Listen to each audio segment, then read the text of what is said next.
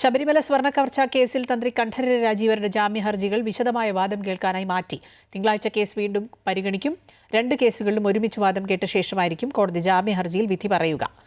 സുധീഷ് കുമാർ ചേരുന്നുണ്ട് കൂടുതൽ വിവരങ്ങളുമായി. സുധീഷ്, വളരെ നിർണായകമായ ഒരു ദിവസമായിരുന്നു തന്ത്രിയെ സംബന്ധിച്ച് ഇന്ന്. പക്ഷേ ഇപ്പോഴും ജാമ്യ ഹർജിയിൽ വാദം കേൾക്കാനായി മാറ്റിവെച്ചിരിക്കുകയാണ്. തന്ത്രി വീണ്ടും ജയിലിൽ തുടരേണ്ട ഒരു സാഹചര്യം തന്നെയാണല്ലോ.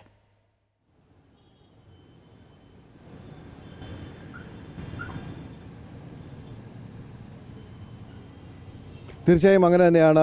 തന്ത്രിയുടെ കാര്യത്തിൽ കട്ടളപ്പാളിയിലെയും ദ്വാരപാലക ശില്പങ്ങളിലെയും കേസുമായി ബന്ധപ്പെട്ട് പ്രോസിക്യൂഷൻ റിപ്പോർട്ട് സമർപ്പിക്കുന്നതിലൊരു താമസം ഉണ്ടായിരിക്കുന്നു. അതിൻ്റെ ഭാഗമായിട്ടാണ് ഈ ജാമ്യ ഹർജിയിൽ വാദം കേൾക്കുന്നത് അത് തിങ്കളാഴ്ചത്തേക്ക് മാറ്റിവെച്ചിരിക്കുന്നത്. സ്വാഭാവികമായും 2 കേസുകളിലും വാദം കേട്ട ശേഷം മാത്രമായിരിക്കും തന്ത്രിക്ക് ജാമ്യം നൽകണോ വേണ്ടയോ എന്ന കാര്യത്തിൽ കോടതി ഒരു തീരുമാനമെടുക്കുക. ഇതൊരു നടപടിക്രമങ്ങളുടെ ഭാഗമായി ജാമ്യ ഹർജിയുടെ 2 കേസുകളിലും ജാമ്യ ഹർജി കോടതിയിൽ ഫയൽ ചെയ്തിരുന്നു. പക്ഷേ 2 കേസുകളും ഒരുമിച്ച് പരിഗണിക്കാം എന്നുള്ള ഒരു തീരുമാനത്തിൻ്റെ അടിസ്ഥാനത്തിലായിരുന്നു കോടതി ഇന്ന് ഈ 2 കേസുകളും പരിഗണിച്ചത്. പക്ഷേ ഈ 2 കേസുകളിലും പ്രോസിക്യൂഷൻ്റെ റിപ്പോർട്ട് കൂടി വൈകുന്ന ഒരു സാഹചര്യത്തിൽ കൂടിയാണ് ഈ വിശദമായ വാദം കേൾക്കുന്നതിന് തിങ്കളാഴ്ചത്തേക്ക് മാറ്റിയത്. കഴിഞ്ഞ ദിവസങ്ങളിലൊക്കെ തന്നെ തന്ത്രിയുടെ അഭിഭാഷകർ കോടതിയിൽ വാദിച്ചത് തന്ത്രിക്ക് കേസുമായി ബന്ധപ്പെട്ട് യാതൊരുവിധ പങ്കുമില്ല. കാര്യം സ്വർണ്ണക്കവർച്ച കേസുമായി ബന്ധപ്പെട്ട് തന്ത്രി ഇക്കാര്യങ്ങളൊന്നും അറിഞ്ഞിരുന്നില്ല. തന്ത്രിക്ക് ആചാരപരമായ കാര്യങ്ങളിൽ മാത്രമായിരുന്നു ഇടപാടുകൾ ഉണ്ടായിരുന്നതെന്നും ആചാരപരമായ കാര്യങ്ങളിൽ മാത്രമാണ് തന്ത്രി ഇടപെട്ട കാര്യങ്ങൾ നോക്കിയിരുന്നതെന്നും ഒക്കെ തന്നെയുള്ള ഒരു നിയമവശങ്ങൾ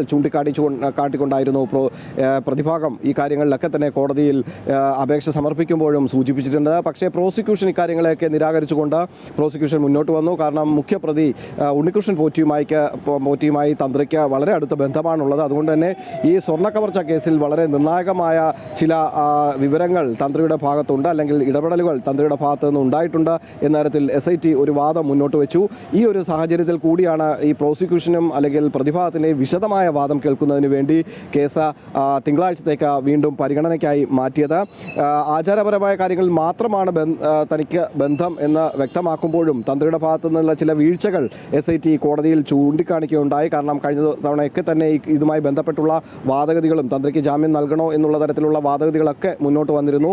കാരണം ആദ്യം ദ്വാരപാലക ശില്പ കേസിലായിരുന്നു ജാമ്യ ഹർജി തന്ത്രി കോടതിയിൽ സമർപ്പിച്ചത്. പിന്നീടാണ് കട്ടളപ്പാളി കേസിലും സമർപ്പിക്കുന്നത്. ഈ 2 കേസുകളും ഒരുമിച്ച് പരിഗണിക്കുന്ന ഒരു സാധ്യതകളിലേക്കാണ്, ഒരു ആവശ്യകതയിലേക്കാണ് കോടതി പിന്നീട് ഈ കേസ് ഇന്നത്തേക്ക് മാറ്റിവെക്കുകയും ചെയ്തത്.